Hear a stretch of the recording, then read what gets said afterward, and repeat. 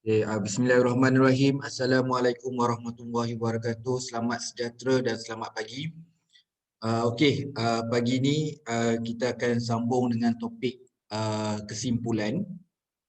Tapi saya nak highlight sikit ada beberapa perkara yang pada hari Jumaat malam hari itu berkaitan dengan perbincangan. Kemudian kita mulakan dengan perbincangan sikit, kemudian kesimpulan dan kemudian ada yang malam tadi, lewat malam tadi saya bangkit sekejap, ada saya siapkan thesis alignment. Thesis alignment untuk kita kongsikan macam mana nak mengaitkan ke semua komponen ataupun outline dan chapter dalam sebuah tesis, macam mana dia saling berkaitan. Nama dia alignment lah. So saya ingat saya pada minggu pertama dan minggu kedua dalam chapter 1 kita dah bincangkan alignment antara yang ada dalam bab 1. Cuma hari ini kita extend sikit yang disebut sebagai thesis alignment. Okey.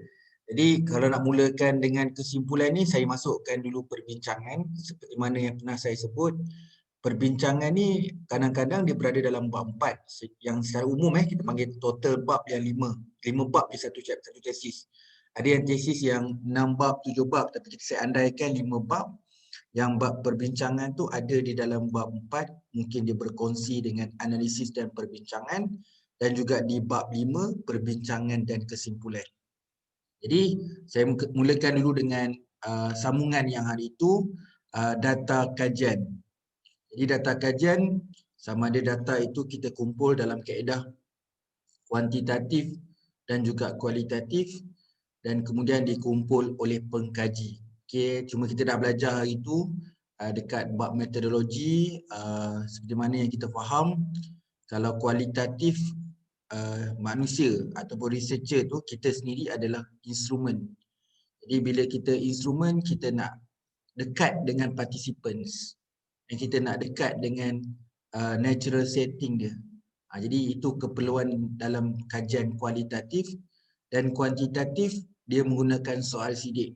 Jadi penting tanpa ada diri kita, tanpa ada kita di situ, betapa pentingnya soal sidik itu menjadi pengganti diri. Maklumat tu sampai, information tepat, arahan tepat, tidak ada kesalahan ejaan, dia orang tahu apa yang patut dia orang buat, so apa yang patut dia orang laksanakan, berapa lama dia orang kena. Jadi arahan tu kena jelas. Jadi sebab tu kita kata surat iringan ataupun kita panggil cover cover dalam soal sidik tu harus jelas supaya orang yang menerima kuesioner kita dia tahu apa yang nak buat, nak hantar balik bagaimana. Jadi information tu kena jelas sebab kita tak ada di situ. Okey, kemudian yang kedua adalah analisis data, pecahkan data kepada bahagian relevan. Dua-dua situasi berlaku. Kan macam kita pun dah buat analisis itu. Jadi kalau kuantitatif daripada raw data yang diterima dalam soal sidik itu perlu di key in dalam apa-apa software yang bersesuaian, dan key in tu pun kena ada buat coding. Bukan kualitatif je kena buat coding, kuantitatif pun kena buat coding. Takkan kita nak type semua soalan itu. Katakan soalan nombor 1, coding kita, soalan katalah kepimpinan. Jadi soalan ni nombor 1, tulislah KEP1, coding dia. Jadi coding tu kena jelas supaya kita yang buat coding tu pun kita faham. Jangan sampai yang buat coding tu sendiri pun tak faham. Okay, begitu juga dengan kualitatif. Bila dapat hasil daripada interview contohnya, nombor 1 bila kita buat, sebab tu pentingnya kita kena berada dekat situ. Sebab kita bila kita buat transcribe, kita masih lagi faham sebab kita berada di situ. Okay, kita kena tengok, kita kena buat teks lah. Maksudnya lepas kita buat interview, kita kena ada wujudkan teks. Sebab tu kita kena transcribe kat situ. Okay, jadi kalau kuantitatif, saya cerita dua-dua sekali jalan. Kalau kuantitatif kadang-kadang untuk sebelum analisis dia kena pecahkan data tu. Daripada raw tu pecahkan data ataupun wujudkan data untuk tujuan analisis. Contohnya kita pertama sekali kita kena buat record. Record ada soalan-soalan berbentuk negatif kena dipositifkan. Kemudian ada item-item yang raw sangat, yang asas dia kita transformkan dalam data dalam bentuk mean. Keperluan analisis memerlukan nilai mean. Okey. Seterusnya, paparan ringkasan data penting dalam jadual, carta atau graf. Jadi pentingnya setiap data, especially orang kuantitatif, sebab dia ada bahagian kat sini yang mana berapa banyak soal sidik dia dapat. Okey, yang dapat pada asalnya. Berapa, yang mula-mula sekali berapa dia hantar. Jadi berapa yang dia dapat, berapa peratus persen dia. Kemudian daripada apa dia dapat, berapa yang dia kena gugurkan kerana tak jawab, tak lengkap. Saya perjelaskan kat sini, kalau kurang daripada 5%, ada orang tak jawab tu tapi kurang daripada 5%, kita masih lagi boleh ambil set soal sidik tu dengan menggantikan dengan nilai mean. Tapi kalau lebih daripada 5%, kita kena gugurkan soal sidik tu. Jadi dapat nilai yang tu. So kita ada proses-proses macam ujian normaliti. Jadi ujian normaliti tu pun kena beritahu set sampel mana yang digugurkan. Kemudian ada lagi beberapa ujian dalam pilot study, kajian rintis iaitu factor analysis dan juga ujian Cronbach alpha. Jadi kat situ pun kemungkinan ada item-item yang kita gugurkan ataupun item lah kalau dah sampai dekat factor dengan reliability tu, pilot study punya Cronbach alpha tu biasanya berkaitan dengan item. Jadi kemudian data-data tadi, analisis data tadi perlu menjelaskan hubungan antara satu bahagian dengan bahagian yang lain. Okay, kalau kuantitatif dia ada independent variable, dependent variable dan variable-variable lain covariate ke, mediating ke, moderating. Begitu juga dengan kualitatif.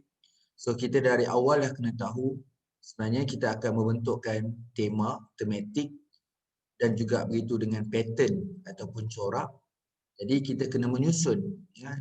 Saya selalu anggap macam kualitatif ni macam buat 5S. Buat 5S kan, mula-mula kita himpun dulu, kita transcribe dulu. Lepas tu kan kita akan susun, akan menghimpun.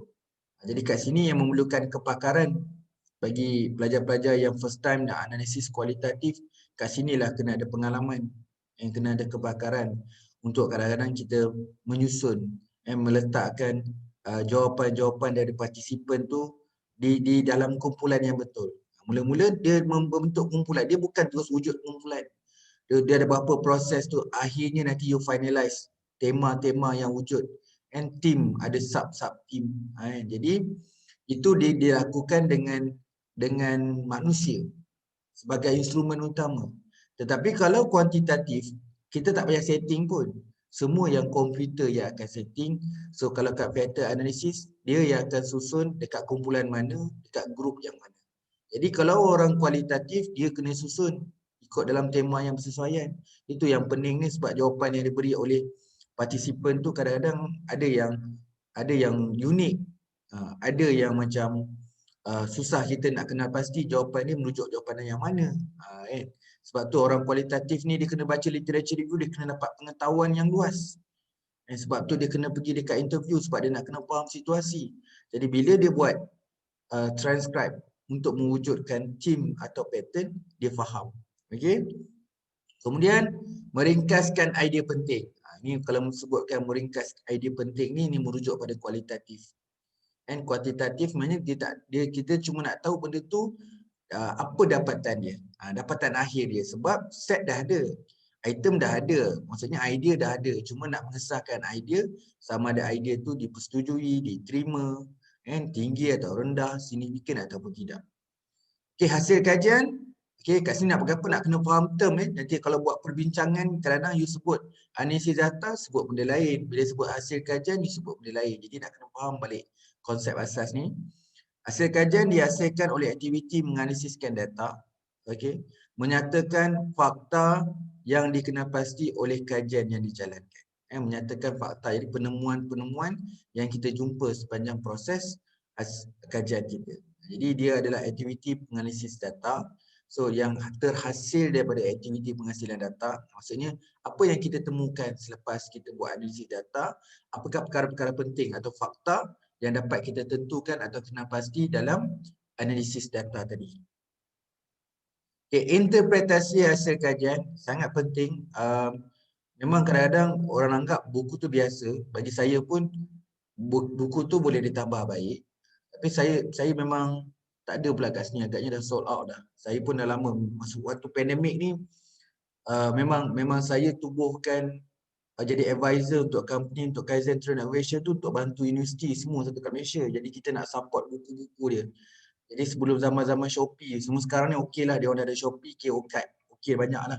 So sebelum dia ada Shopee, kita memang ambil buku universiti duduk kat bawah satu payung.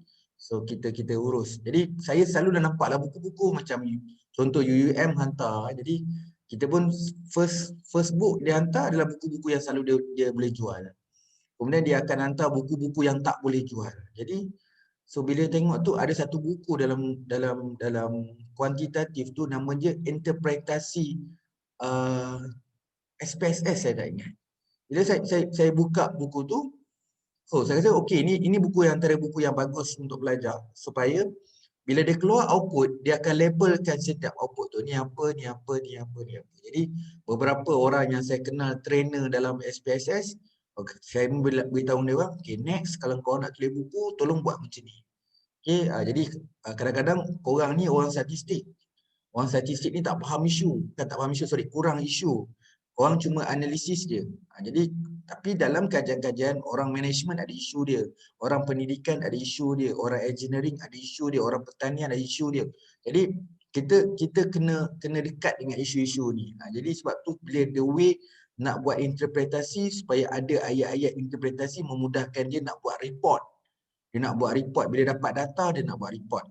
Jadi tidak terhad kepada SPSS dia. Bagi kawan-kawan nak buat Atlas T ke, nak buat NVivo ke, manual dalam kualitatif ke, kalau keluar output dalam table, boleh tak labelkan, bulatkan, ni apa explain, ni apa explain. Jadi bila kita ditanya nanti dalam Viva contohnya, apa yang you faham tentang ni? Apa maksud yang ni? Kenapa kena buat yang itu? Jadi buku tu dah membantu kita untuk menjelaskan what, why and how.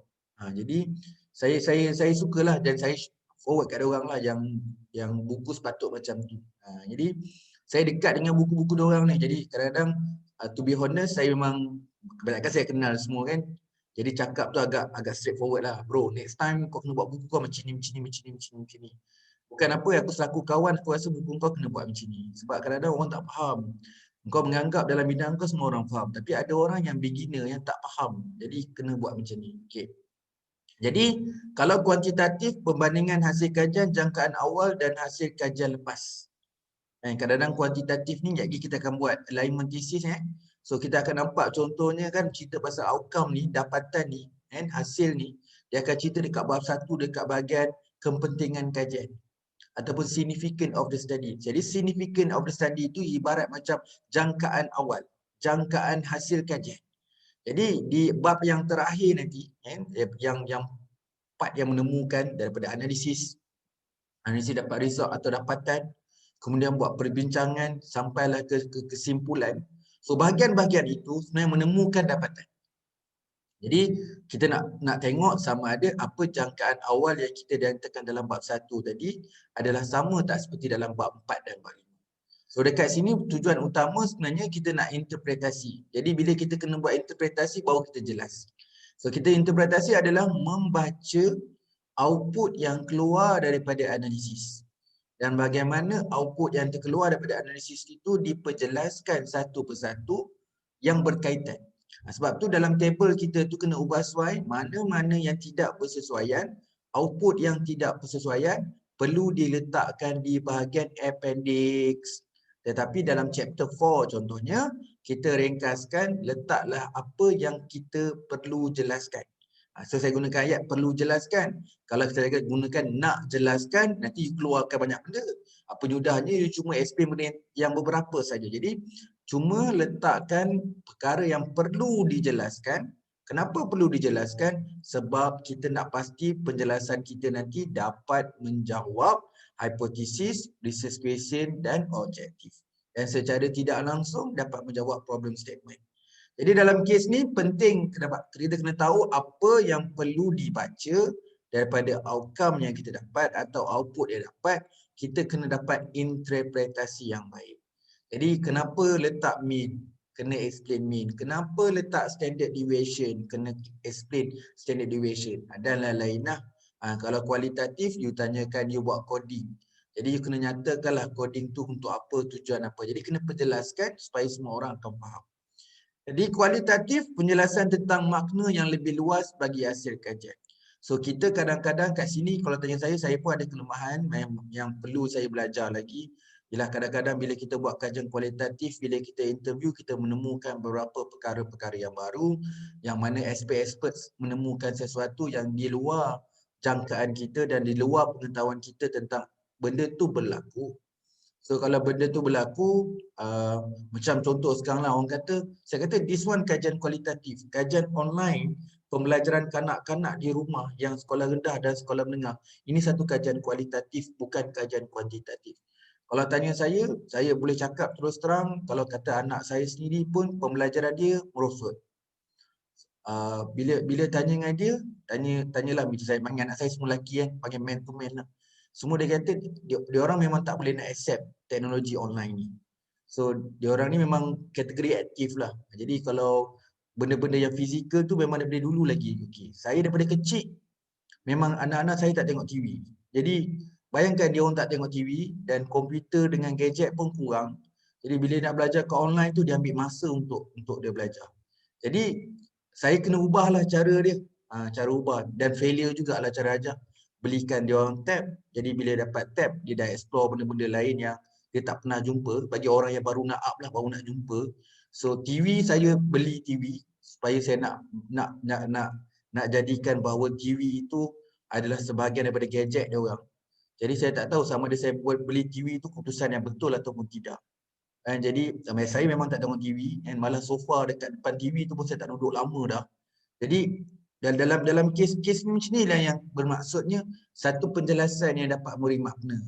Jadi bagaimana contoh bukanlah saya mengada-ngada tapi bagaimana orang dalam keadaan yang memang bukan hidup dia dengan gadget. Saya tahu sekarang ni era 4.0, 5.0 tapi bagaimana dia nak menghadapi solution dia. Kita tak salahkan sistem, kita tidak salahkan guru dan salahkan pendidikan. Tapi as the parent, so dia nak cari solusi yang terbaik untuk anak-anak dia. Jadi macam mana? Jadi dia kena belajar samalah. Jadi macam kita lah sekarang dia tengah belajar tulis tesis. Dia kalau tanya saya personally mungkin you all mungkin pertama kali belajar kohort dengan saya, mungkin merasakan apa yang saya buat ni dah sehabis baik. Ya betul saya cuba nak buat sehabis baik tapi saya sendiri kena jujur, saya cakap dia tak sama dengan kelas face to face. Di mana face to face tu kadang-kadang you pandang saya je, saya dapat tangkap, saya dapat rasa. The way you angkat tangan, tanya soalan tak putus-putus, saya tahu bahawa you perlukan satu knowledge yang betul. Kalau saya mengajar kan, dulu saya pernah mengajar kohort ni, ada batch Jumaat, ada batch Sabtu, ada batch hari Ahad. Maksudnya kita dalam kohort tu ada 3 kelas. Ramai kan? Jadi kelas Jumaat ada, kelas Sabtu ada, kelas Ahad ada. Jadi kelas hari Ahad tu banyak orang kerja part time. Okay, hari Sabtu kebanyakan yang mana yang cuti hari Sabtu. Tapi orang Kedah yang cuti hari, orang Johor Kedah, yang belah Kelantan yang mana hari Jumaat cuti tu dia datang hari Jumaat. Jadi bila saya mengajar hari Jumaat, gajar dia macam ni. Topik sama katalah topik perbincangan dan kesimpulan sama. Hari Sabtu saya mengajar lain sikit. Tapi semua habis silibus semua. Hari Ahad lain sikit. Saya nampak ada beberapa kelemahan. Hari Jumaat, bila saya ajar, saya teruja nak mengajar sebab first class. Hari Jumaat nak mengajar, okay. You dapat soalan. Saya cover soalan. Hari Sabtu, saya terus mengajar apa yang orang hari Jumaat tanya. Jadi macam hari Jumaat tu dah tanya, saya terus cover siap-siap hari Sabtu. Jadi biasanya hari Sabtu akan lajak masa yang lama sikit. Dia orang pukul 5 dah habis, dia orang 5.30 baru habis. Jadi sampai hari Sabtu kata dia pun tak ada soalan nak tanya sebab saya dah cover. Okey, jadi tapi kita nampak kelemahan yang pada hari Jumaat kita tutup pada hari Sabtu. Hari Ahad dia jadi macam double up. Double up maksudnya daripada hari Sabtu dengan pada hari Jumaat. Okey, walaupun dia double up, dia ada satu kelemahan. Bagi saya lah seorang guru. Yang mana saya rasa saya dah cakap benda tu. Nanti saya rasa macam dah cakap benda ni, jadi saya tak sebut. Rupanya saya sebut tu untuk grup hari Jumaat dan hari Sabtu. Jadi kalau tanya saya, itu yang berlaku. Jadi sebab apa? Sebab ada beberapa student saya diminta izin, dia datang hari Jumaat, dia datang juga hari Sabtu, dia datang hari Ahad. Lepas tu dia PM saya, dia WhatsApp saya lah. Dia kata saya tak cover dia lagi. Orang tu minta maaf lah, sebaik you ada. Oh tidak, saya tak perasan. Jadi dia kata bila dia sendiri cakap sebenarnya dia saja nak pergi kelas saya Jumaat, Sabtu dan Ahad tu supaya nak tengok saya punya performance. Saya cakap dengan dia, sebenarnya apa yang you buat sekarang ni namanya eksperimen. So dalam kuantitatif ni lah kenapa kita kena buat eksperimen sampel berulang. Kan, kena pergi hari Jumaat, kena pergi hari Sabtu, bagi Ahad, adakah benda tu sama. Jadi you nak buat keputusan sama ada kaedah saya mengajar adakah berbeza secara signifikan. Mungkin jawapan dia, ya terdapat perbezaan, tapi perbezaan itu tidak signifikan. Kalau tidak signifikan itu maksud terdapat perbezaan tetapi tidak terlalu ketara. Jadi dalam research ni kena buat interpretation. Jadi itu contoh yang saya bagilah, interpretation kalau kata dalam eksperimen. So dalam kualitatif pun sama. Kenapa kadang-kadang bila kita dah interview, minta maaf lah ini yang saya buat lah. Memanglah tak tepat tapi kita nak dapat. Lepas dia interview untuk tunggu second interview, saya balik. Saya dah analisis lah pelan-pelan. So dah buat transcribe dan nampak, oh ni jawapan dia macam ni, saya nampak. Bukan saya tu simpan. Kebanyakan orang kualitatif simpan. So bila pergi interview yang kedua, kita dah dapat perform better. Okey, dalam buku memang saya baca buku lama dalam kualitatif disebut saya akan mengubah setting tu. Tak, kalau tanya saya agak ada part yang saya berlawan dia sikit lah. Tapi dia nak kekalkan, dia kata jangan transcribe dulu, interview sampai habis. Kami kebanyakan buku tak cerita bahagian ni. Dia cuma cakap, okey lepas kat proses interview, selama 10 orang, nanti ambil data 10 orang tu nanti, baru you analisis. Tapi kalau saya fikir balik, saya kena analisis dulu. Dan saya analisis dulu bagi tujuan saya, supaya next interview saya dapat lagi much better. Bukan much better tu dari segi in term of saya tambah soalan. Tidak, soalan tak boleh nak tambah lah. Tapi bagaimana cara tonasi saya, dari macam mana saya kawal masa dan sebagainya. Jadi, bila saya baca lagi, ada satu ayat buku tersebut bahawa itu pentingnya bagi orang kualitatif tu ada pengalaman. So, bila ada pengalaman, so dia akan pastikan masih kat bahagian pilot study tu bahagian paling crucial sekali. So, dia akan make sure sampai pilot dia dapat satu titik yang dia bersedia, dia akan jadi orang yang adil masih buat interview yang data yang sebenar.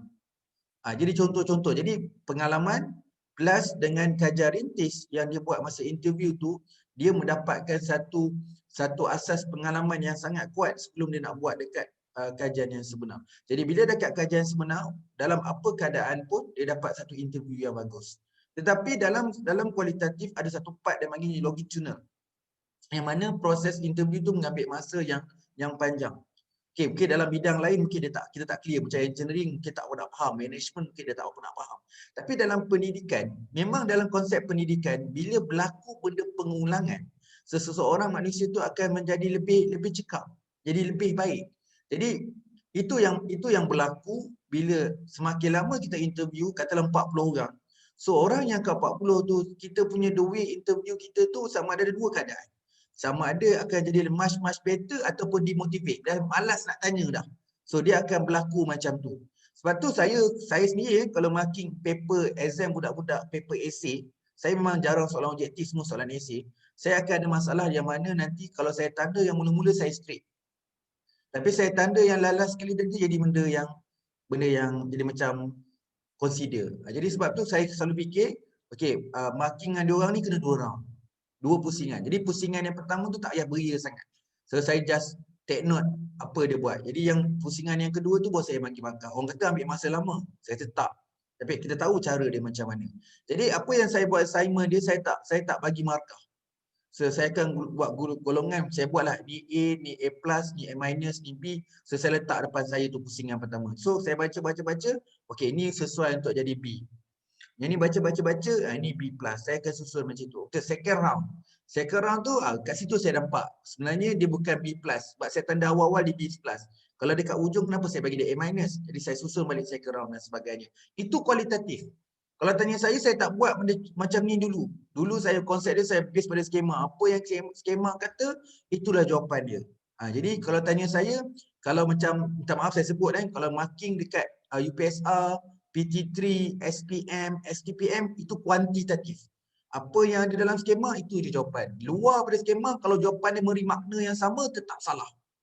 Tetap salah. Jadi orang tanda marking peperiksaan ni dia bukan kualitatif, dia kuantitatif. Tetapi untuk mendekat mesti kita memikirkan kalau maksud dia sampai, makna dia betul kita bagi markah. Sebab tu saya pesan dekat kawan-kawan kita, kawan-kawan saya yang junior-junior cara baru, saya kata okay, kita kat universiti kita kena ambil benda memberi makna. Sebab dia orang akan dekat dengan industri. Industri memang banyak perkara yang to be consider. Kalau selagi benda tu adalah option yang ada dan bersesuaian, kita kena terima. Kita kena train student-student kita untuk ke arah kualitatif. Okay. Jadi dapatan kajian, terus sikit dapatan kajian kita dah habis tadi interpretasi. Dapatan kajian dihasilkan oleh aktiviti mentafsir hasil kajian. Nampak tak? The way tadi bila kita cerita, macam sebelum ni tadi kita cerita hasil kajian, relatekan dengan research kajian. Bila kita nak interpretasi hasil kajian nanti, tadi daripada hasil kajian tadi kita buat interpretasi. So dapatan kajian dia sedikit berkait dengan apa yang kita tafsir tadi. Bila kita tafsir sekarang ni, baru kita boleh keluarkan satu penerangan yang berkaitan dengan dapatan. Kemudian mengaitkan hasil kajian dengan makna-makna yang tertentu. Ialah bila you nak beritahu dapatan, okay, you nak menemukan, you interpret ni jadi apa, ni jadi apa, ni jadi apa, jadi apa. Okay, permudahkan dalam bentuk penulisan apa maksud interpretasi ni. Bila maksud interpretasi ni you jelaskan, itu dia namakan dapatan. So dapatan ni menjelaskan dengan keadaan yang baik, melibatkan beberapa komponen, beberapa bahagian atau beberapa item yang diperjelaskan tadi persatu-persatu. Jadi digabungkan ke semua mereka interpretasi itu membentukkan satu penjelasan yang dipanggil dapatan yang boleh difahami. So jadi kalau dalam interpretasi, kalau kita pertama kali atau orang yang baca tesis kita buat pertama kali ataupun tak biasa dengan research, so dia akan tengok interpretasi itu, dia akan faham macam ni. Oh, ni untuk ni, ni untuk ni untuk ni, oh baca macam ni, oh baca macam ni. Last kali dia akan keluar, so what?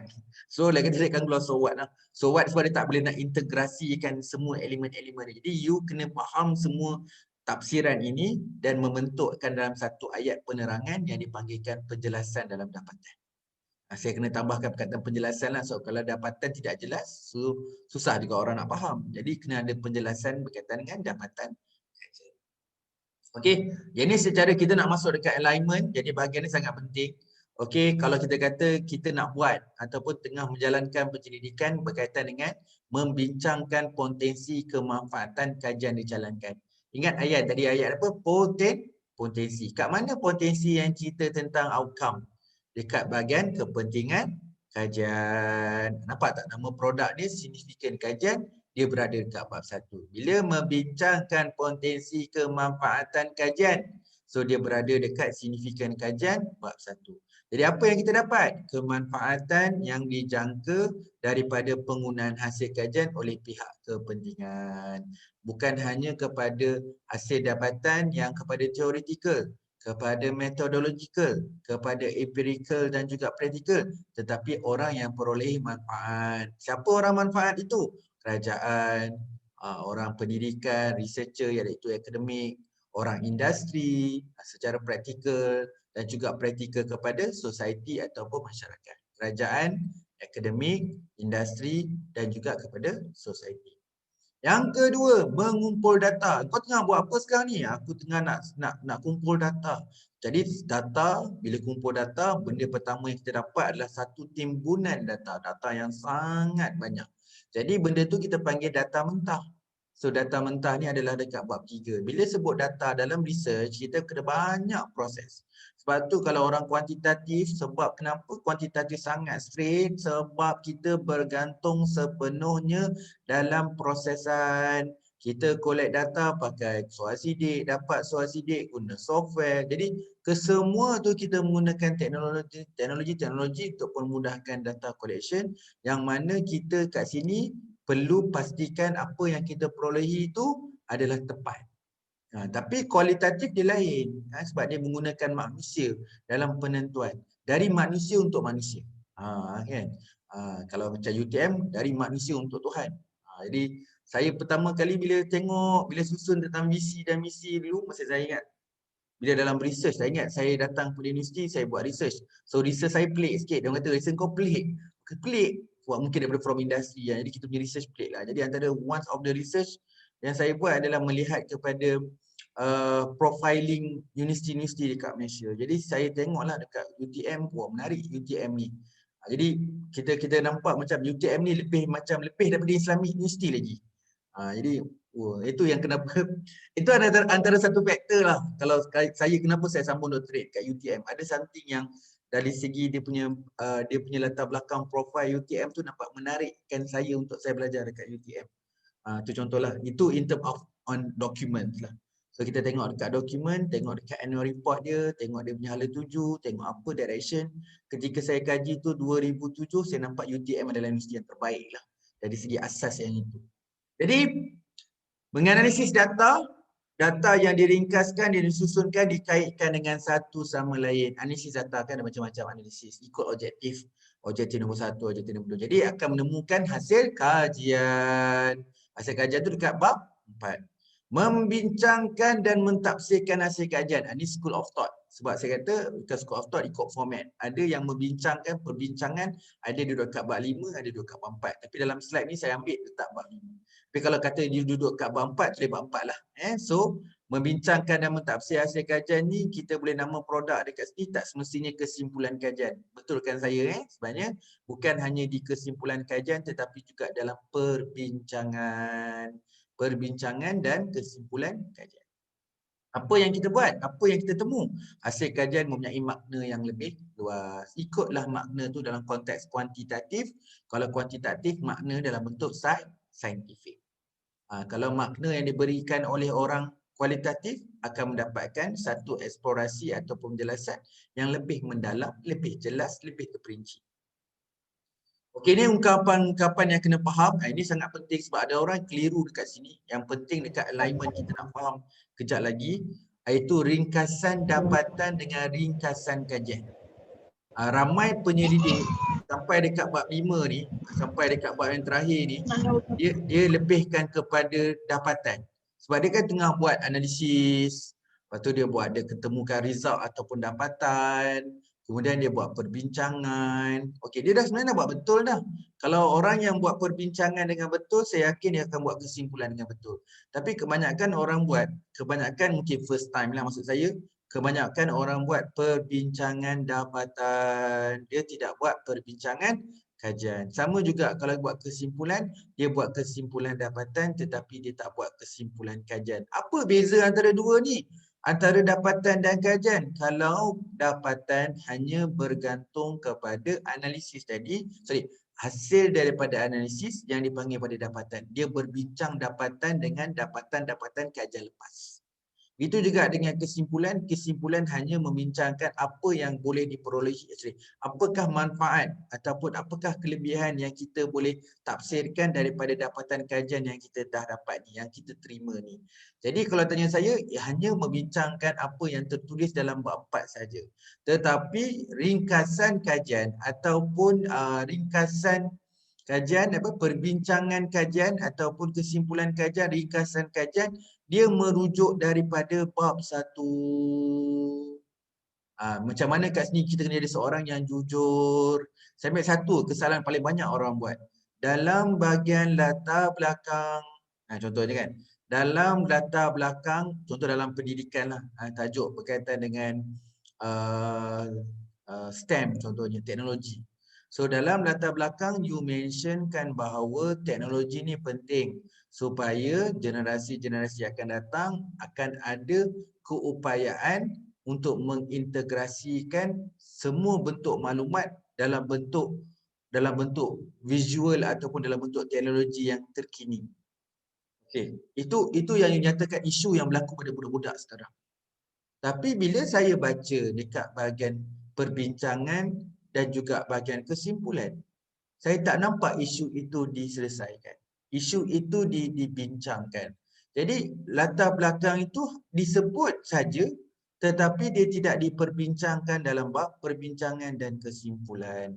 Jadi kenapa you nyatakan isu itu kalau sepatutnya apa saja yang kita mention dalam bab latar belakang hari itu, setiap isu yang kita bincangkan hari itu perlu diperbincangkan. Kenapa kena bincang?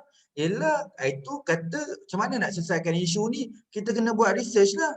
Okey, betul. So sekarang dah buat research, kenapa tak bincang isu tu balik? Sama juga masalah. You sebut masalah ni, kena buat kajian. Macam mana pun kritikal buat kajian. Bila dah dapat dapatan, kenapa tak bincang penyelesaian masalah tu?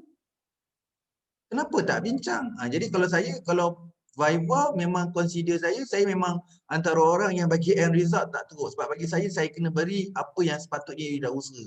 So kalau bagi fail tu bagi saya kejam, saya tak akan bagi fail. Jadi tapi saya kena jadi orang yang jujur. Kalau saya tegur memang keras bunyi dia. Dia kata ini yang tak betul student PhD buat.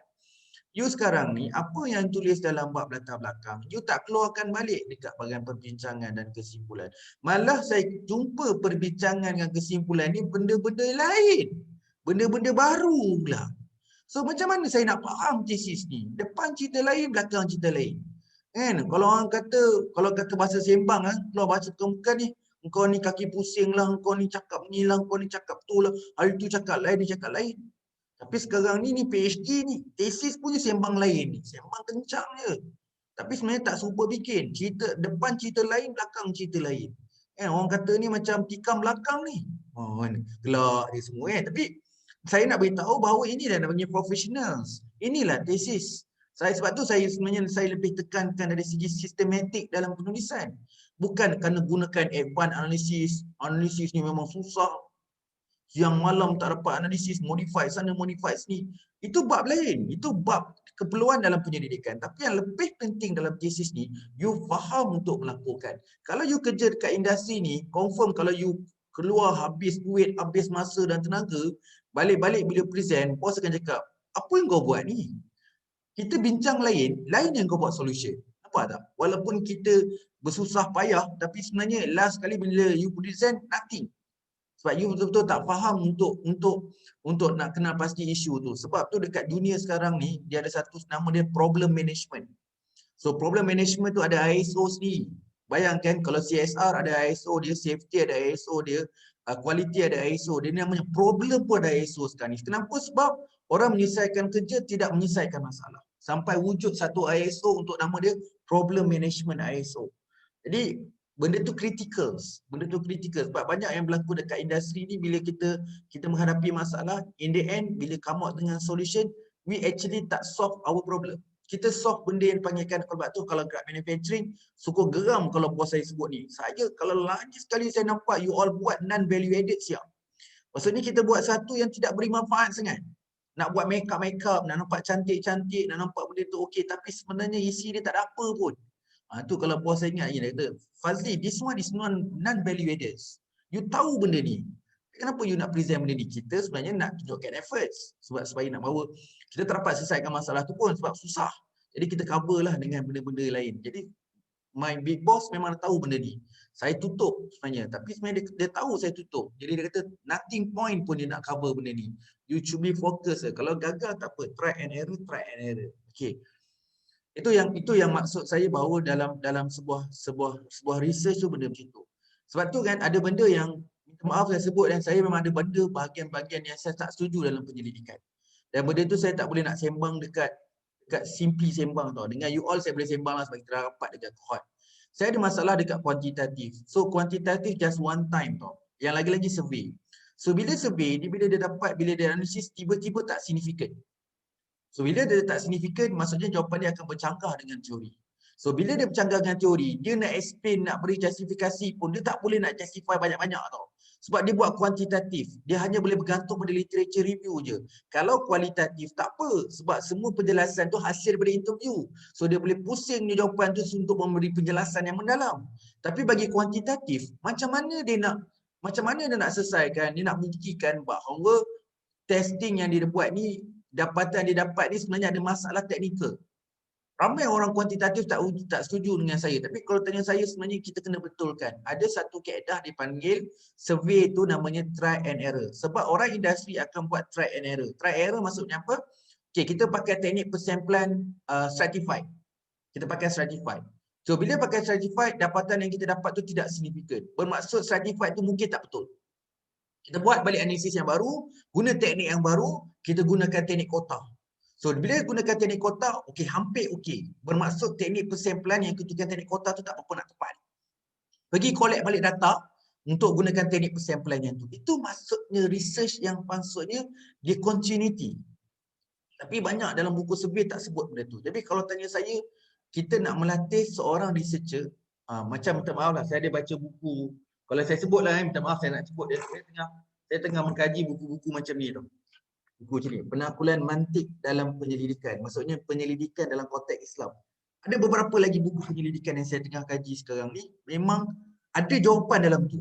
Ada jawapan dalam tu bahawa research ni ada something spirit yang kena teruskan. Kegagalan itu bukan menyebabkan dia fail, tapi kegagalan tu menjadikan satu titik kejayaan.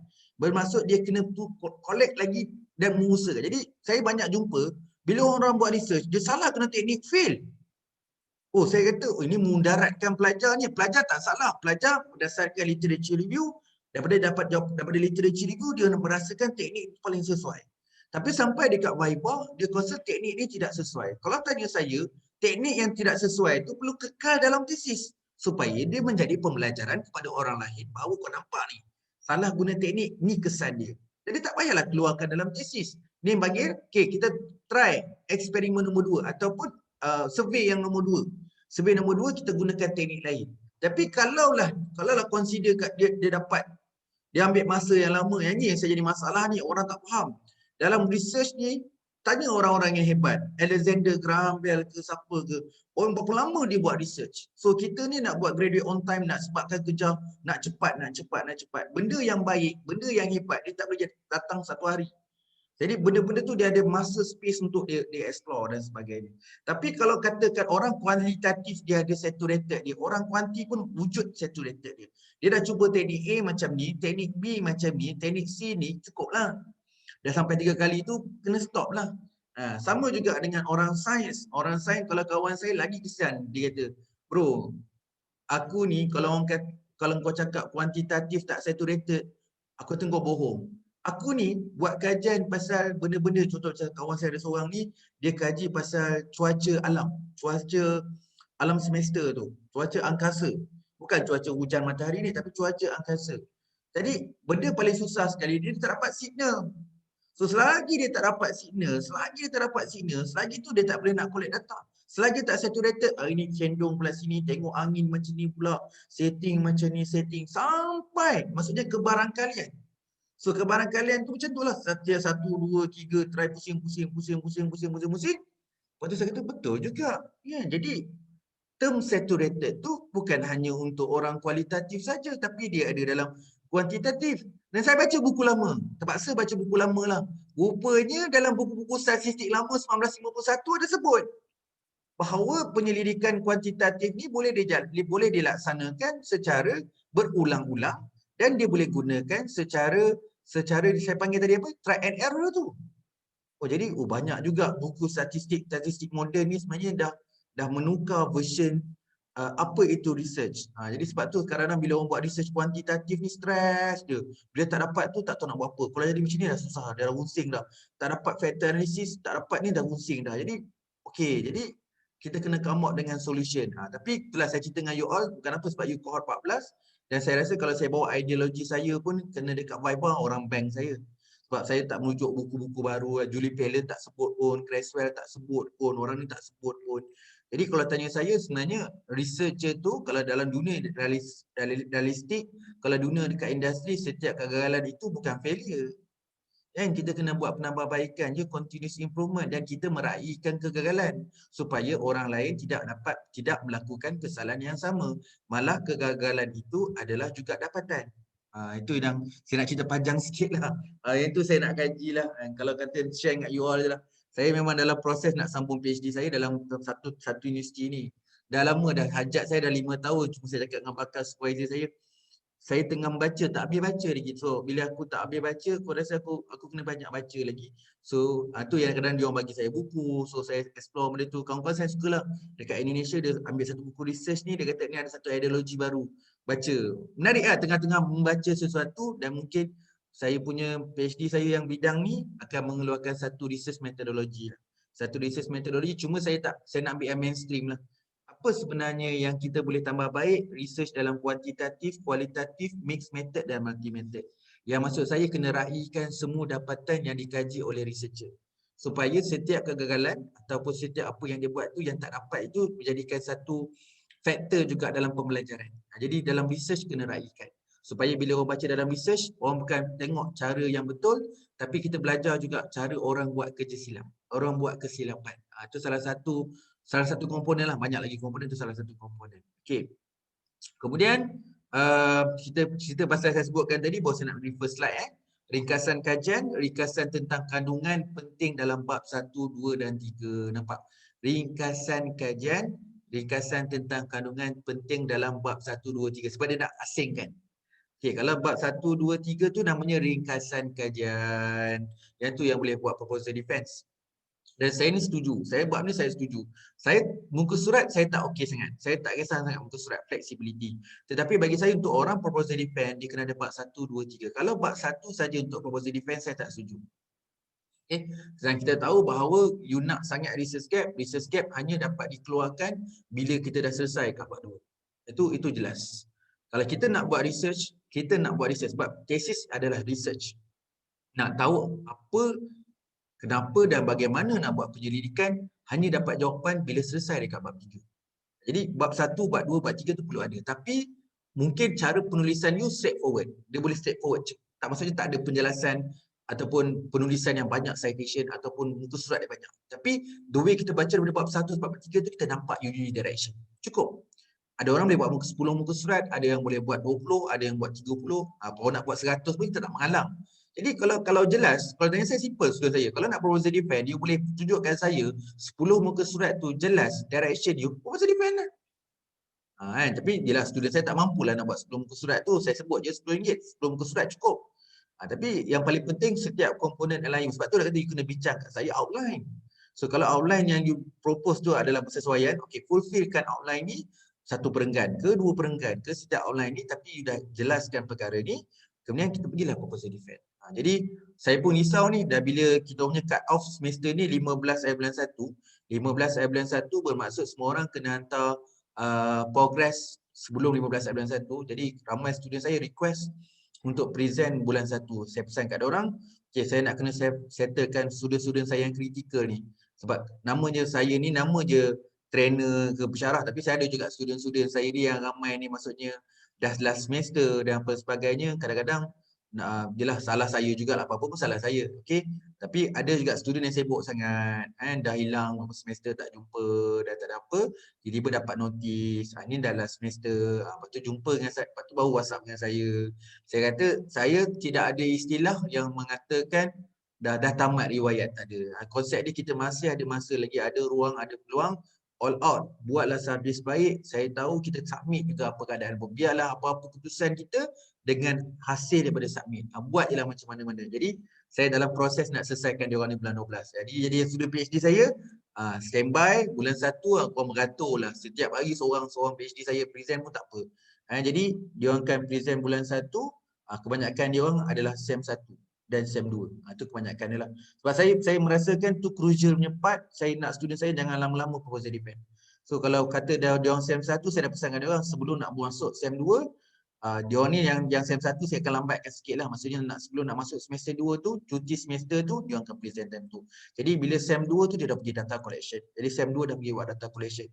Jangan you kata macam dia orang ni macam lajunya. Sebenarnya kalau you nak tahu, dia dah mula 2 tahun sebelum register PhD.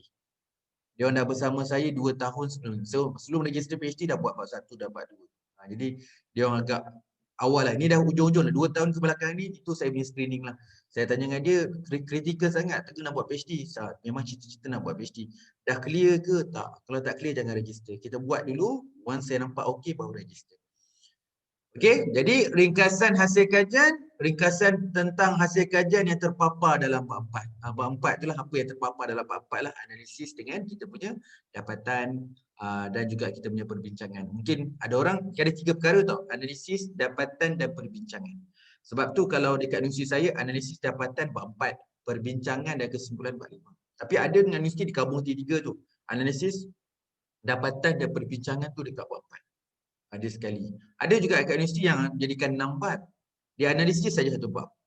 Okey, bab 5 dia dapatan dan perbincangan. Okey, lepas tu yang bab 6 kesimpulan. Ataupun analisis dan dapatan. Bab 5 tu perbincangan, bab lahir kesimpulan. Okey, dia ada juga. Sukalah mana-mana format bagi saya kita boleh faham semua tu. Okey, hasil kajian, hasil analisis data mentah yang dipaparkan dalam bab 4. Tu nak faham term tu . Dapatan kajian, produk interpretasi. Daripada hasil kajian tadi kita dapatkan dapatan dan kita menginterpretasi yang dibuat daripada hasil kajian dipaparkan dalam bab 4. Perbincangan adalah interpretasi hasil kajian dalam konteks menjawab soalan kajian atau pengujian hipotesis kajian. Okey, kita pergi next. Okey, ini 11 spesifikasi penting dalam perbincangan. Okey, ini maksudnya kita punya checklist lah lebih kurang. Bahagian pengenalan adalah ringkas dan jelas sebab kita buat dalam bab 4 ni namanya pengenalan bab dengan kesimpulan bab. Macam kita dah cover awal-awal minggu pertama bahawa jangan pening-pening dekat 4.1 dengan 4.10.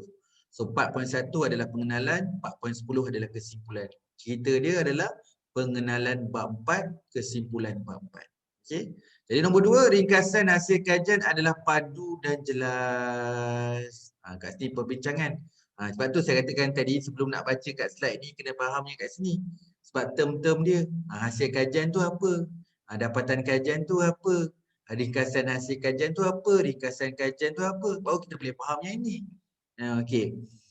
Jadi ringkasan hasil kajian adalah jelas, padu dan tepat. Selepas kita buat interpretasi, kita dah analisis yang dapat tu, kita dapat satu ringkasan yang baik. Interpretasi hasil kajian adalah jelas dan terperinci. Make sure semua apa yang tunjuk dalam table tu, apa outcome yang kita tunjuk tu, set yang kita tunjukkan tu, telah dijalankan interpretasi. Perbezaan hasil kajian dan dapatan kajian adalah jelas. Hasil kajian tu apa, dapatan kajian tu apa, harus jelas. Okey. So beza tu, dapatan kajian, hasil kajian, hasil kajian. Hasil kajian ditafsirkan dengan mengambil kira kajian lepas. Jadi hasil kajian kita kena tengok juga berdasarkan finding lepas. Interpretasi dibuat dengan mengambil kira limitasi kaedah kajian. Betul juga. Jadi interpretasi ini kita buat juga dengan mengambil kira limitasi kaedah kajian. Kadang-kadang interpretasi itu ada certain perkara, especially dalam kuantitatif, kualitatif pun ada. Kadang-kadang dalam kuantitatif, kadang-kadang ialah walaupun ada beberapa tempat bahagian tu dia tak sama dengan syarat. Dia tak dalam kuantitatif ni kadang-kadang dia ada 10 syarat, tapi ada dalam beberapa syarat kita tak boleh nak fulfill. Tapi dalam kajian lepas menunjukkan bahawa kalau bahagian ini dia tak fulfill pun tak apa sebab dia minor. Tapi perkara ini perlu dilaporkan. Maksudnya walaupun perkara ini adalah tidak mematuhi ujian, tetapi perkara ini perlu dilaporkan. Itu maksud dia. Interpretasi perlu juga dibuat juga terhadap perkara-perkara limitasi ataupun kekurangan dalam kajian. Interpretasi dibuat berpandukan soalan dan hipotesis kajian. Okey, sebenarnya kalau alignment ni, apa-apa saja yang kita buat dalam tesis ni memang berpandukan kita punya hipotesis jika kuanti lah. Kalau kualitatif, kita berpandukan research question. Dan research objektif untuk kuanti dan kuanti kita ada objektif. Dan research question, jadi kita berpandukan yang itu. Interpretasi yang dibuat adalah sistematik. Okey, kenapa sistematik? Sebab interpretasi itu kena faham apa yang perlu kita buat. Apa bahagian yang perlu kita baca, apa bahagian yang perlu kita faham. Itu dari segi sistematik. Kenapa jadi sistematik? Itulah amalan dia. Secara kajian lepas dari segi buku metodologi telah menjelaskan untuk interpretasi data ni, ini proses dia. Ini step dia. Ini yang kena dijelaskan. Bahagian ini yang kena diterangkan. Bahagian ini nak terang macam ni. Bahagian yang tu pula nak terang macam ni. Itu namanya sistematik, logik dan meyakinkan. Logik meyakinkan ni juga terma yang kita akan guna juga dalam kualitatif. Walaupun kualitatif tidak menggunakan perkataan logik, tapi penjelasan kita tu untuk bagi orang faham. Jadi orang yang boleh faham tadi tu secara logik dia boleh faham ke tidak. Itu maksudnya logical. Okey? Dan meyakinkannya maksudnya kedua-dua lah. Sama juga untuk orang kuantitatif dan orang kualitatif. Tetapi kalau katakan orang kualitatif nak gunakan sistematik, boleh, tak ada masalah. Sebab tu dia kata kualitatif ni subjektif. Tetapi antara perkataan lain yang boleh berganti perkataan sistematik adalah contohnya komprehensif, holistik. Itu lebih sesuai digunakan dalam term-term dalam kualitatif. Maksudnya lebih luas. Itu lebih kaya. Itu maksudnya dalam kualitatif. Penjelasan alternatif diberikan kepada hasil kajian. Ini biasanya penemuan surprisingly dapatan-dapatan yang baru, menemukan sesuatu yang di luar jangka, dalam kepentingan kajian tak ada pun benda ni, ataupun sebenarnya bercanggah. Dapatan yang kita dapat berbeza dengan apa yang ternyata dan tertulis dalam literature review, lagi-lagi orang yang berkaitan dengan kuantitatif. Jadi kita kena keluarkan penjelasan dengan faktor-faktor luaran. Tahu tak faktor-faktor luaran tu apa? Faktor-faktor luaran tu contohnya berkaitan dengan situasi politik. situasi kerajaan. Itulah politik kerajaan sekali, peranan-peranan kerajaan. Yang kedua adalah situasi dalam konteks ekonomi. Kesan pada ekonomi akan berlaku pada perubahan. Kemudian perubahan pada teknologi. So perubahan pada teknologi akan memberi kesan kepada dapatan kita, perubahan sosial dan sebagainya. Kalau tanya sekarang ni kan, kalau kita bincang, kalau saya sendiri, kalau saya bawa ajar subjek ekonomi kat student-student saya rasa, kalau kita baca teori ekonomi, sekarang ni keadaan yang sangat-sangat genting. Di mana di Malaysia, keadaan politik kat Malaysia ni kita tak tahulah. Maksudnya politik kita kat Malaysia ni kan, dia bukan bermusim tau. Dia consider macam dah lali sepanjang hari, sepanjang minggu dan sepanjang zaman. Kadang-kadang pun saya tak faham kawan-kawan saya ni politik setiap hari, setiap waktu, setiap masa. Jadi maksudnya politik Malaysia ni dia kental 365 hari. Jadi situasi apa yang berlaku politik kat Malaysia ni boleh turun naik, fluctuate dia. Jadi dengan keadaan ketidakkestabilan proses politik. Dalam orang ekonomi kita cerita proses politik tau, bukan keadaan siapa menang politik ni. Kita cerita dalam keadaan proses politik yang ada berkaitan-kaitan proses politik akan mengganggu proses dalam ekonomi contohnya, ataupun proses dalam keadaan negara sebagainya. Dan kalau ikut keadaan saham, contohlah ekonomi kaitkan dengan saham, saham sangat berkait dengan keadaan politik. Contoh aja kan. So dengan keadaan ekonomi biasanya orang bincang adalah dari segi penambahan orang mula nak berniaga, penambahan untuk customer untuk membeli, penambahan dari sudut kita punya nilai mata wang, penambahan dari segi jualan import dan ekspor adalah peningkatan, dia panggil grow. Tapi apa yang berlaku sekarang ni, pengangguran meningkat. Maksudnya orang tak bekerja meningkat. Pembelajaran isi rumah terhad sebab consider faktor kewangan. Dan banyak orang peniaga dah tutup kedai. Jadi tutup kedai dah tak boleh nak berniaga. Jadi semua orang buat kat rumah dan sebagainya. Jadi government pun nak dapatkan tax pun dah kurang sebab peniaga dah kurang. Malah sekarang ni ada isu KWSP dari wang simpanan. Padahal itu adalah income untuk salah satu dipanggil investment dalam kerajaan. Jadi keadaan ekonomi agak kronik. Jadi begitu dengan teknologi. Sekarang ni teknologi kalau you nak tahu kat Malaysia, konsep dia kita teknologi adalah punya investment, pelaburan dalam teknologi. Tapi agak pelaburan teknologi ni consider ada satu side yang bagus, ada satu side yang ni. Satu part adalah kita kena reinvest yang besar dengan teknologi. Padahal setiap tahun kita dah bajet invest sekian, government kena tambah lagi bajet di luar jangka untuk spend untuk teknologi. Okey, tapi dari sudut side macam orang meniaga untunglah, orang jual notebook sekarang ni untung banyak kan, orang jual handphone pun untung banyak, stok tak cukup melebihi daripada permintaan dan supply. Jadi bila lebih permintaan dengan supply, harga notebook mahal, harga handphone mahal. Handphone 6,000 pun orang beli, notebook 5,000 pun orang beli. Jadi kuasa ekonomi tu bagus, tapi dalam masa sama kerajaan kena invest. Yalah, wifi kena kuat, internet kena kuat. Kat kampung-kampung, jadi kat sekolah-sekolah banyak isu rumah sekolah belajar atas pokok lah, belajar dalam hutan. Jadi government kena invest lagi benda tu. Tapi dengan adanya invest dengan luar jangka tu, maksudnya bajet atau perancangan negara akan memberi kesan.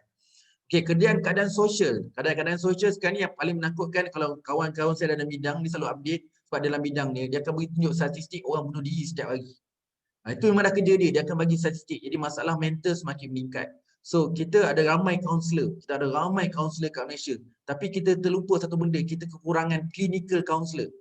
Kita banyak kaunselor tapi kita tak banyak clinical psychologist, clinical counselor kita kurang kat Malaysia. Jadi bila banyak orang keadaan mental nak bunuh diri ni, kita punya limit of the counselor tu tak sampai. Jadi baru sekarang ni banyak universiti buat program, okey pensyarah kena buat clinical, semua kena buat clinical. Sebab dah banyak orang masalah mental. So social, kita duduk rumah aja tak boleh nak keluar. Itu contoh. Okey, saya nak cerita ni bukan apa, macam mana you nak ceritakan dalam you punya kajian nanti. Yang saya katakan dalam kajian ni macam saya sebut tadi, macam mana you nak kaitkan dapatan kajian dekat bahagian bab 5 nanti, nak kaitkan dengan kerajaan, kaitkan dengan akademik, kaitkan dengan industri, kaitkan dengan society, dengan aspek political. Dia panggil pesta tau. Saya sebut dari awal-awal dulu. Bab 1 ke bab 2 saya sebut. Kita kena kaitkan research kita, tak nak kena kaitkan politik. Politik ni jangan nampak politik nak mengundi je. Politik ni adalah peranan kerajaan. Itu politik, ekonomi, kedua ekonomi. Yang ketiga adalah social, social dengan kehidupan well-being, kesejahteraan kita sekarang ni, dengan masalah mental dan sebagainya. Dah ramai orang tak boleh pergi kita kena sedar bahawa memang betul kita kena ke surau, ke masjid untuk meningkatkan kerohanian, untuk kita bersatu padu, untuk ukhuwah, ummah dan sebagainya. Tapi kadang sekarang ni benda tu betul lah kena ada efek sikit lah, walaupun kita boleh duduk kat rumah berjemaah tapi dia sedikit memberi kesan. And kemudian juga ada dari segi konteks agama lah. So agama bukan apa, sebab agama tu penting kan. Jadi agama tu penting dalam satu aspek lagi. Jadi perbincangan itu dibincangkan dalam bentuk pesta, politik, ekonomi, sosial, teknologi dan agama. Itu maksud saya lah. Bukan apa, yang saya cerita ni adalah masuk kesimpulan sekali lah nanti. Nanti kita alignment pun kita akan bincang benda sama. Sebab saya fikir ini adalah bab yang terakhir untuk kita. Hari ini adalah hari yang terakhir. Sebelum minggu depan kita ada plan yang kita setuju ramai-ramai, itu untuk saya membincangkan adalah bagaimana sebuah tesis itu boleh menghasilkan beberapa artikel ataupun strategi kita bagaimana sebuah tesis ni kita boleh menghasilkan beberapa artikel untuk minggu depan. Okey, nanti minggu yang ke-11 saya extra buat dengan you all sebab saya dah janji, sebab bila dengan keadaan pandemik ni saya rasa saya kena tambah satu lagi minggu.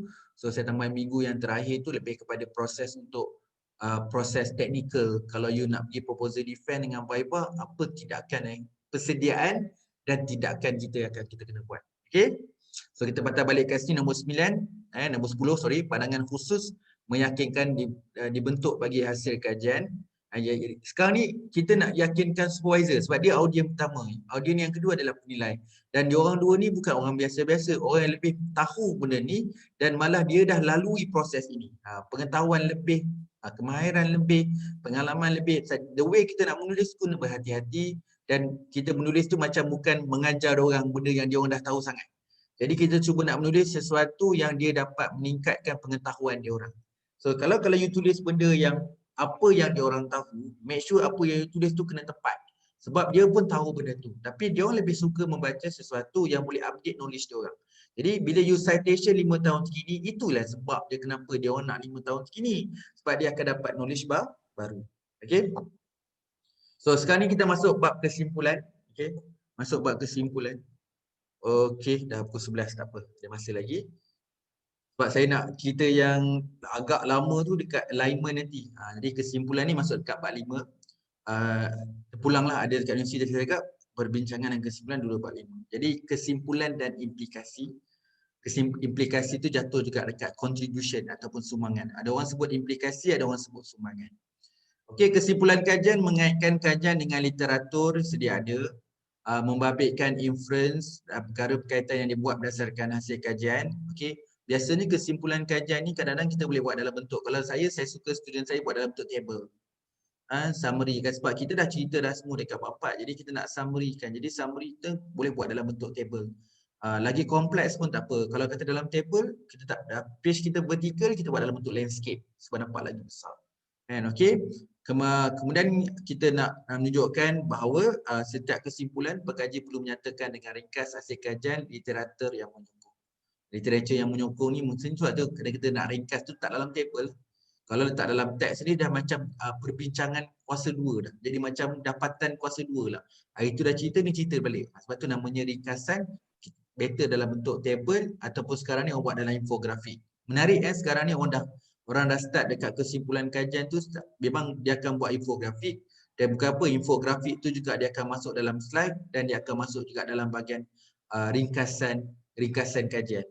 Bukan ringkasan dapatan lah, ringkasan kajian sebab kena masuk dari bab 1, 2, 3, 4 dan 5. Okay, melibatkan aspek masalah, teori, kerangka konseptual, amalan, reka bentuk dan metodologi. Jadi kita boleh buat macam kita buat dekat matrix database tu. Kita buat dalam bentuk Excel tu, tapi kita letak dalam bab 5 dalam bentuk landscape. Kita letak dalam ringkasan, letaklah apa tu problem statement, apa kita punya objektif, ataupun research question, apa kita punya teori, apa kita punya method, apa strategi penyelidikan yang kita research design dulu, apa strategi penyelidikan kita, apa kita punya unit analisis, apa kita punya analisis, apa kita punya dapatan, dan kita punya apa kita panggil lepas dapat dapatan tu mungkin ada sikit perbincangan. Semua tu dalam bentuk ringkasan lah. Tapi kalau tanya saya tak semesti kena ada semua saya sebutkan tadi, tapi kita meringkaskan. Jadi kita boleh keluarkan dalam bentuk table lah. Tapi dalam table ni bukan nak letak kat kesimpulan tapi nak letak juga dalam bab 5 tu. Okey, implikasi kajian. Implikasi kajian cadangan kepentingan kajian pembaca berbeza mengembangkan idea signifikan yang dibincangkan dalam bab 1. Yang kita dah bincang dekat kepentingan kajian. Ingat, kepentingan kajian, significant of the study dalam bab 1, jangkaan apa yang kita akan temukan. Jadi penting nak cerita implikasi, selari. Make sure sebelum submit, selarikan. Kadang-kadang kita letak kat bab 1 tu ambitious sangat. Betulkan balik bab 1 kita, sepadan dengan apa yang kita dah temukan.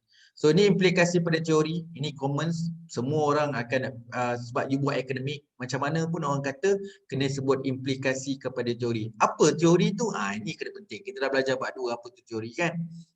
Jadi implikasi pada teori, saya tak ada teori. Tak, implikasi pada teori itu bermaksud lebih kepada pengetahuan. Bila sebut implikasi pada teori pengetahuan, takkan research ni tidak beri apa-apa pengetahuan. Itu bahasa paling mudah. Kadang-kadang saya kena cakap benda ni, kadang-kadang orang tak faham. Bila sebut teori, dia tak ada teori, dia cakap. Implikasi pada teori ni menunjukkan implikasi kepada pengetahuan. Implikasi kepada orang-orang dalam akademik, lecturer tu, pelajar-pelajar, itulah dari sudut teoretikal kepada orang dalam bidang ilmu, kepada pelajar, kepada guru, pada topik itu, itu namanya teori. Jadi pentinglah kita nak cerita supaya kajian kita ni dihargai dalam konteks education ataupun akademik, dan lepas ni ada akademik-akademik lain akan merujuk tesis kita sebab dia merupakan satu benda yang boleh dirujuk. Satu orang akademik, sekolah, universiti, college, orang-orang dalam tu, pengetua, guru, pelajar, library, semua ekosistem yang ada dalam bidang sebut, dalam bidang teori itu.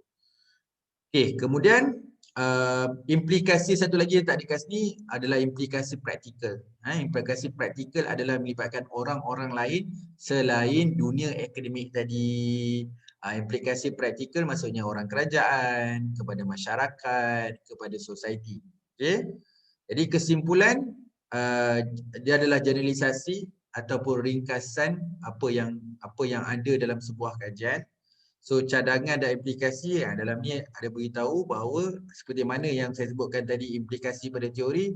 So implikasi kat sini dijelaskan dalam bentuk recommendation. Jadi cadangan-cadangan kita kepada orang akademik, cadangan-cadangan kita juga oleh orang kerajaan dan orang industri. Okey, nanti saya jelaskan lagi. Okey. Ni implikasi pada teori. Okey. Cadangan tentang aplikasi, modifikasi, inisiatif baru, implikasi kepada amalan. Ni kita katakan practitioner ataupun secara praktikal. So kat saya letak amalan pendidikan sebagai contoh. Dalam pendidikan ada amalan pendidikan, kalau industri amalan industri. Kalau kata tempat-tempat lain spesifik lah. Kalau kata pertanian, amalan kepada sektor pertanian. Cadangan berbentuk preskriptif tentang apa yang patut dilakukan oleh individu dalam polisi dan amalan profesional mereka berdasarkan hasil kajian. Jadi tidak terhad kepada pendidikan lah. Ini saja nak contoh. Kalau saya cakap implikasi pada praktikal je senang. Jadi semua orang tahu. Implikasi pada kajian lanjut adalah cadangan-cadangan kita kepada researcher. Kebiasaannya lah. Dan juga boleh tambah sikit-sikit lah implikasi untuk practitioner untuk mengamalkan dia. Kemudian penutup, so walaupun kita ada bab kesimpulan pun kita ada kesimpulan, namanya kesimpulan bab. Bukan orang kata kesimpulan, tak ada kesimpulan tu ada juga. Saya dekat UTM saya tak ada. Jadi dalam kesimpulan tak perlu ada kesimpulan dah. Tapi ada dekat universiti bab kesimpulan, ada kesimpulan. Okey, jadi 14 spesifikasi penting dalam kesimpulan. Okey. Kesimpulan kajian adalah jelas dan relevan. Okey. Kesimpulan kajian adalah lebih luas dan umum daripada hasil kajian. Jadi dia kena lebih luas lah. Maksudnya nak kena cover semua bab. Jadi dia kena cover. Tapi kalau tanya saya, umum dekat sini adalah berbentuk macam mana cakap, walaupun dia umum tapi perlu spesifik.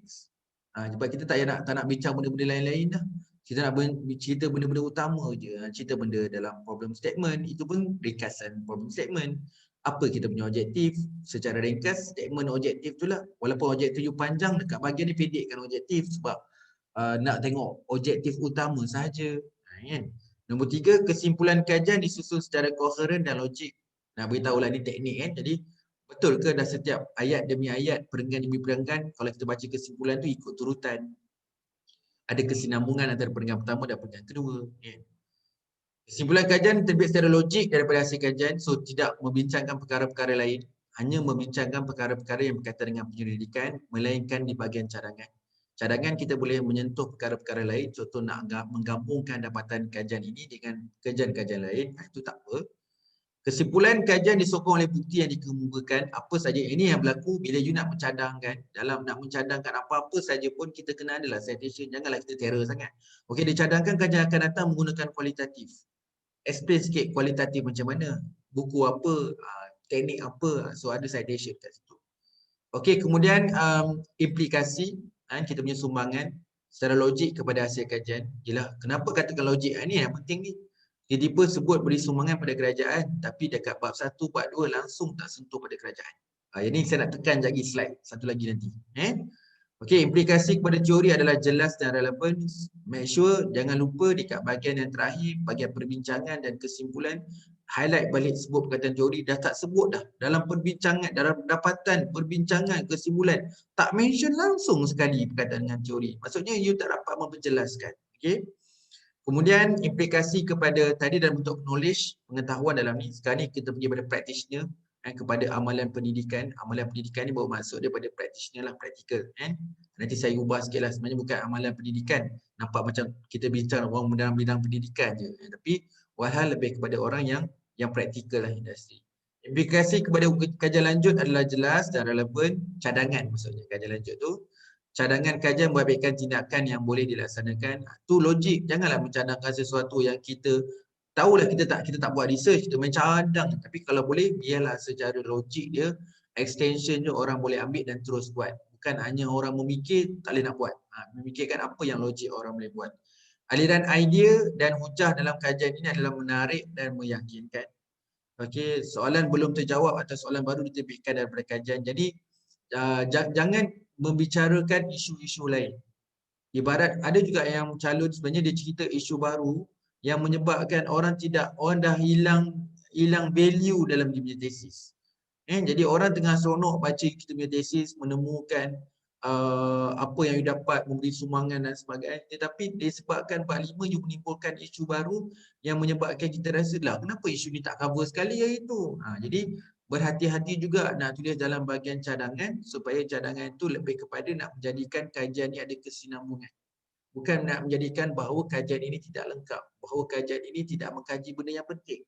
Kita nak tunjukkan research ni ada kesinambungan. Okey.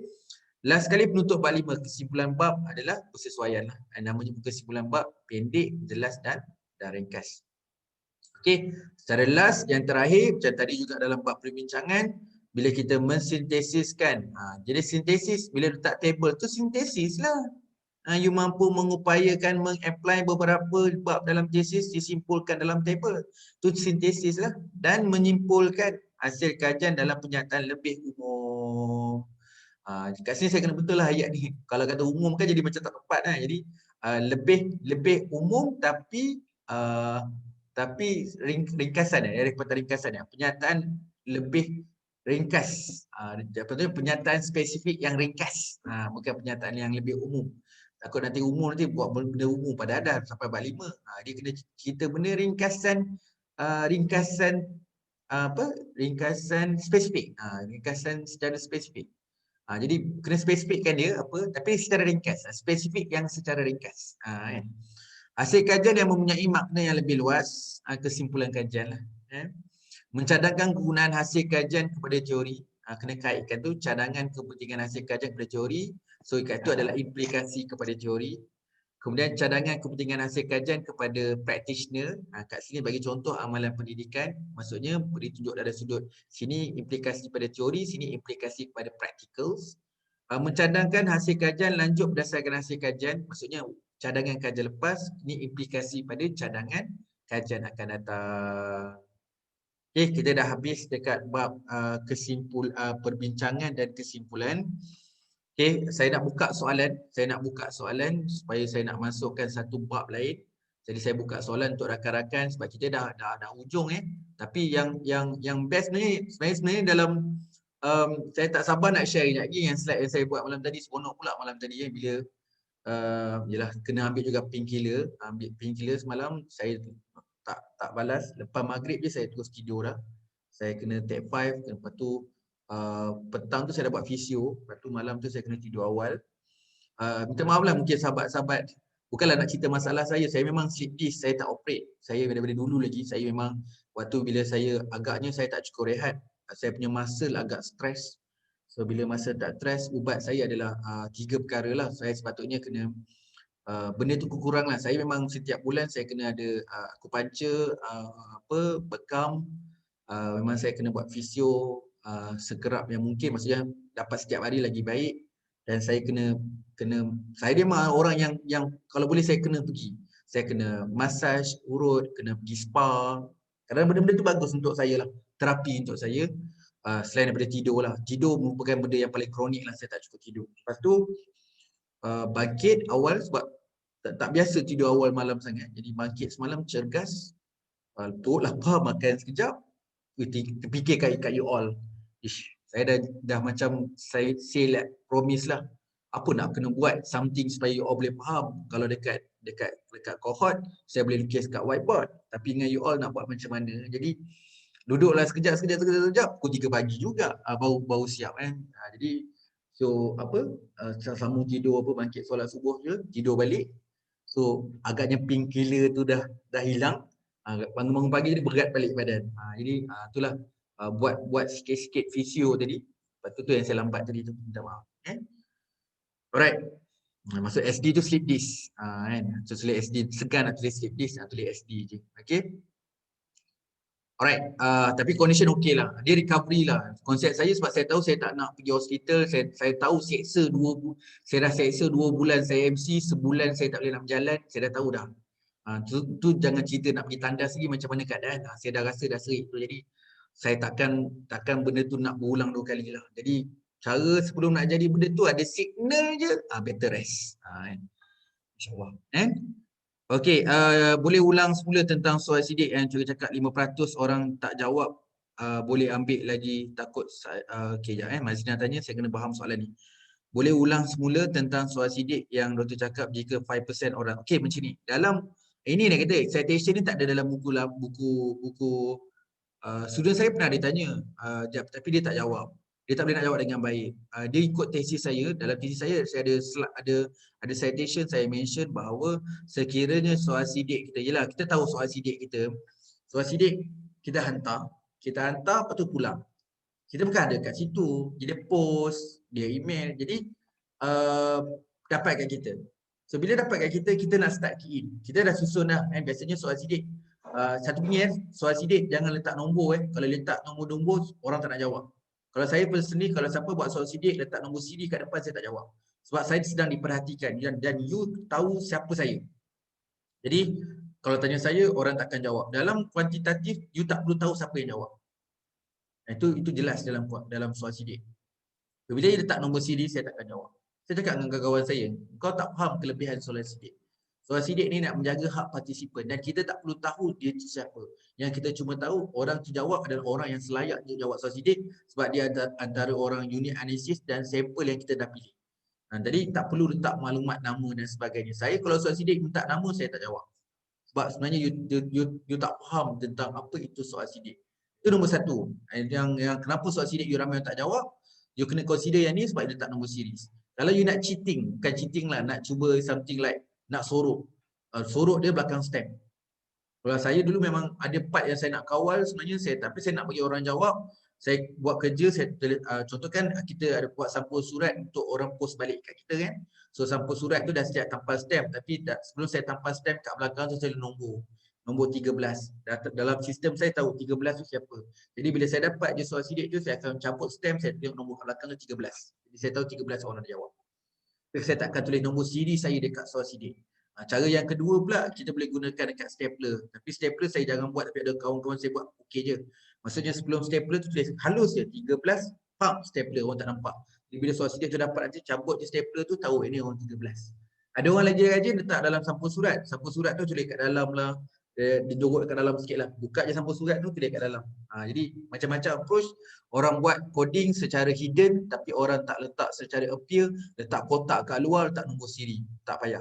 Yang you kena buat coding adalah masa bila dapat questionnaire. So bila dapat je questionnaire, sebelum nak key in, terus ambil marker ke pen ke, tulis ni nombor 1.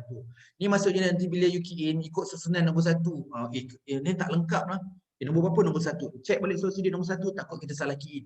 Itu tujuan untuk kita coding. Bukan tujuan coding kita nak tentukan siapa yang jawab, siapa tak jawab. Ramai orang tak sure benda tu. Okay, itu nombor 1. Nombor 2, bila you dapat soal sidik masa nak key in, lah ini tak jawab, ni tak jawab. 5% tu masuk dia, soal sidik dia tu, bukan soal sidik yang semua tu.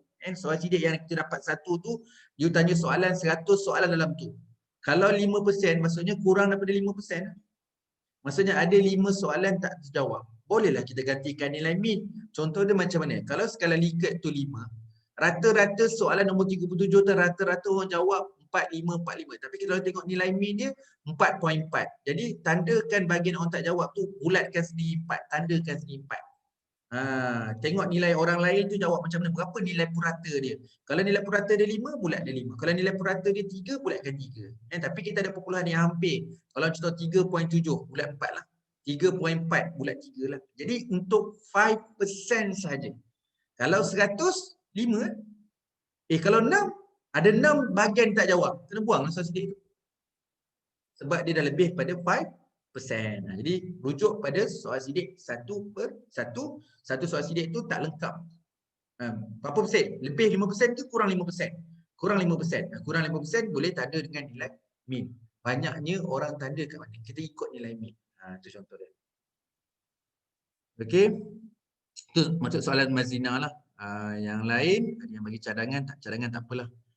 Okey, ada soalan Yuzalinda, dia tanya, kalau sesi interview dalam bahasa Melayu, kita kena translate sendiri dalam BM kan? Kira banyaklah kerja sikit kan dalam BI. Betul Yuzalinda. Ini maksudnya dari segi translation pun kena cari pakar. Yelah kita nak tulis dalam bahasa Inggeris, kita tanya dalam bahasa Melayu. So bahasa Melayu nanti nak tulis dalam tesis dalam bahasa Inggeris. Kita kena pindahkan dalam bahasa Melayu dulu. Bahasa Melayu yang jelas. Lepas tu kena buat double apa? Nak buat back to back translation. Kena Yusalina. Walaupun orang kata language, sebab dalam kualitatif dalam bab 3 memang kita akan cerita pasal terjemahan. Sampai dekat bab analisis nanti pun dengan dapat dapatan ada juga dekat bahagian terjemahan tu. Memang banyak sikit tu nak sedapkan hati lah, tapi sebenarnya banyak kerja juga sebenarnya. Sebab kita bukanlah expert dan nak cari expert dan melibatkan kos dan masa jugalah. Bila menyebabkan usaha, duit, masa, dia bukan benda yang kecil. Tapi kita kena positif lah. Saya tahu benda tu kena positif.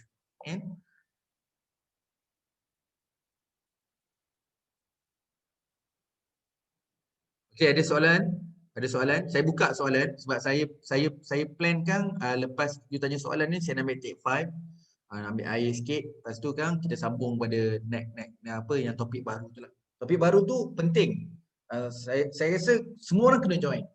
Semua orang kena join. Jadi boleh tak kalau kita buat macam ni, lepas you habis kat Q&A ni nanti, nak tunggu take 5 tu, saya stop video ni. Boleh tak untuk yang sesi satu slide yang saya nak share ni pasal alignment thesis tu, kita buat satu video hasil. Jadi kita hari ni ada 2 video lah. Jadi 2 video. Tapi kita tanya soalan dulu. Kalau tak ada soalan kan saya off dulu video. Tapi video ni kita kena keluar. Lepas tu kena masuk balik. Pakai link yang sama. Nanti kita masuk balik supaya kita boleh buat 2 video sesi hari ni. Satu video yang ni, bab ni. Satu lagi kan video untuk bahagian bahagian thesis alignment tu. Sebab thesis alignment tu you kena tengok selalu lah. Time to time nanti bila you nak buat thesis, nanti bila nak start tulis, you kena tengok video ni balik. Kena tengok balik video ni. Jadi video yang jadi ni saya rasa orang akan tengok banyak kali. Dan saya pun nak belajar juga daripada, sebab itu first slide saya buat. Saya tak pernah buat slide ni. So cohort 14 akhirnya keluar slide ni. You all yang orang pertama dapat slide ni dan saya tak pernah share kat siapa-siapa. Sebab you all first. Yalah baru siap 3 pagi tadi. Jadi kalau tanya saya lepas, kalau you tak ada soalan, kita take 5. Yalah sambil tu kan nak copy tu kan ambil masa juga. Jadi okey, bila kan saya mention kat grup WhatsApp, okey dah boleh join balik. Jadi kita buka dengan slide baru. Doktor? Ya saya boleh tanya. Okey, silakan. Doktor, sorry, saya nak tanya tentang yang 5% tadi tu. Maknanya seandainya lah daripada questionnaire tu, katalah jantina dia tak jawab. So saya boleh key in je lah jawapan-jawapan yang lain tu Jantina ni special sikit lah sebenarnya. Ada praktis kita panggil untuk yang menggantikan digunakan skala Likert scale. yang gunakan, kalau kata data tu gambar pemaris. Kalau dalam SPSS keluar gambar pemaris. So dia tak termasuk dengan data nominal. Data nominal tu itulah jantina dan sebagainya. So kalau jantina kita tak pakai nilai min, kalau pakai nilai min duduk tengah-tengah, dia lelaki ke perempuan, kita pun tak tahu kan. Jadi kalau tanya saya, kalau kita nak selamatkan data tu, kalau tanya saya, itu sendirilah. Memang tidak ada arahan dan tidak ada cadangan yang boleh kata kita boleh terima soal sidik tu kalau jantina tak jawab. Tapi kalau tanya saya, sebab mungkin dia terlepas pandang dekat jantina tu, kita tengok kebiasaan kita. Ini tak ada dalam buku kan, dan you tak boleh jawab, you tak boleh cerita dalam tesis pun.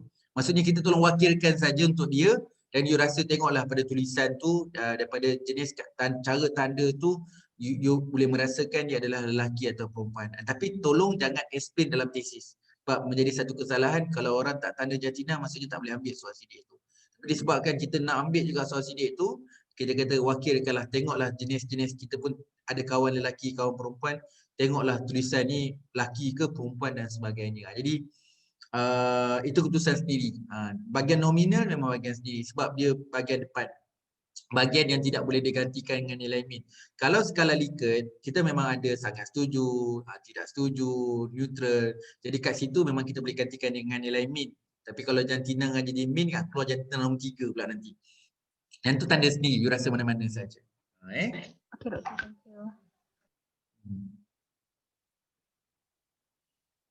you. Kena slate list kan, kena tak tahu kalau you kena baru, tak tahulah kalau kata kawan saya, dia kata slip disc ni memang secara perlahan-perlahan. Sampai satu masa kita akan rasa macam tak ada apa-apa, sihat je. Tapi dia sampai satu part, bila dah sampai dekat nerve, kena be careful sekejap charger.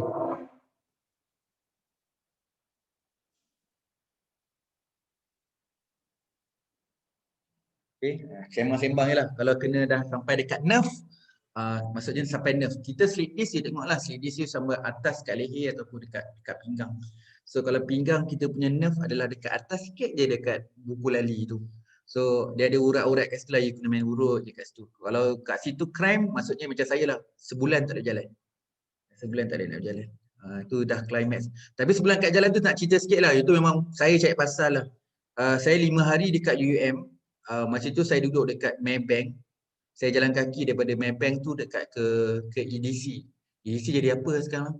Dekat dulu saya panggil EDC lah, Executive Development Center, sekarang pun nama baru dah. So saja petang jalan kaki dekat UM tu sebab saya suka relax kan. Jadi tapi sleep disc dah ada rasa sebab saya tidur dekat hotel tu, hotel ke rumah tu, tilam dia lendut. Saya tak boleh tidur tilam lendut. Itu dah rasa sakit dah. Habis je dekat UM, saya balik je rumah, tolak beg je. Betul ambil beg baru, saya pergi ke Terengganu. Saya ingat saya pergi Terengganu. Kat Terengganu nak jadikan cerita, hotel pun tilam tu pun lendut. Jadi itu dah rasa sakit dan jojot kat kaki.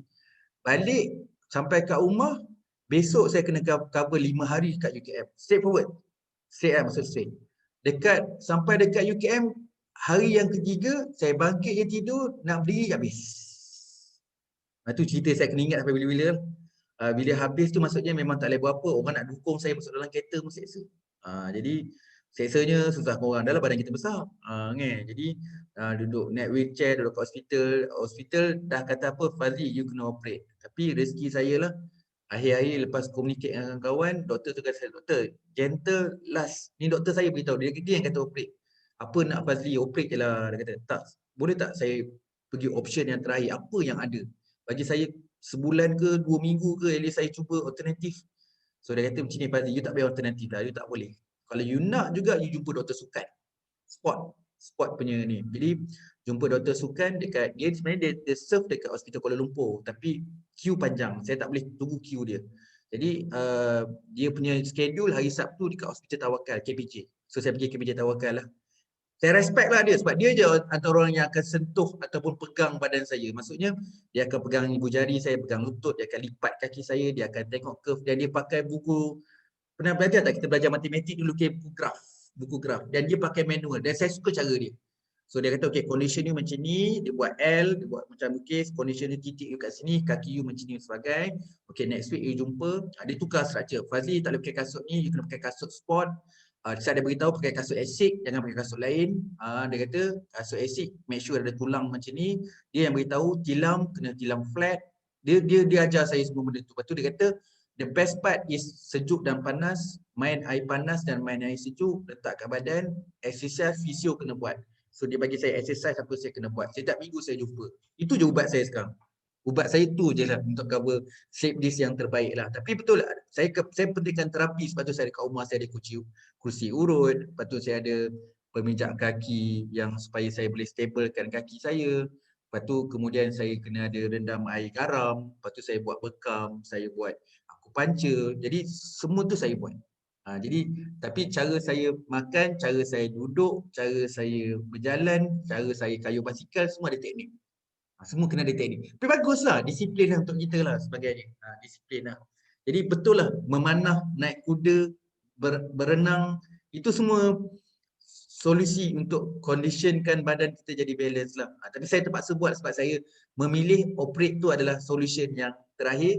Kebetulan, macam buat research pula kan, kebetulan kawan-kawan saya yang dekat-dekat saya ni, rata-rata yang buat operate tak sukses.